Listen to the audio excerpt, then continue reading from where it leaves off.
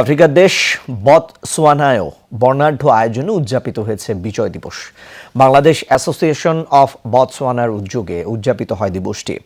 অনুষ্ঠিত হয় আলোচনা সভা এবং সাংস্কৃতিক অনুষ্ঠান। বিশেষ সম্মাননা দেওয়া হয় দেশটিতে বসবাসরত বীর মুক্তিযোদ্ধা ডক্টর আব্দুল ওয়াহাবকে। পাশাপাশি সম্মানিত করা হয় বাংলাদেশ ক্রিকেট ক্লাবকে।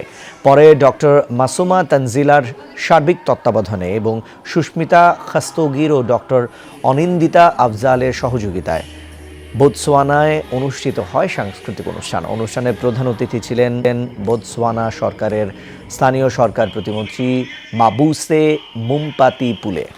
সংগঠনের চেয়ারম্যান খায়রুজ্জামান আহমেদের সভাপতিত্বে এতে আরও উপস্থিত ছিলেন নিশাদ ওবায়দুল্লাহ সহ অন্যান্যরা।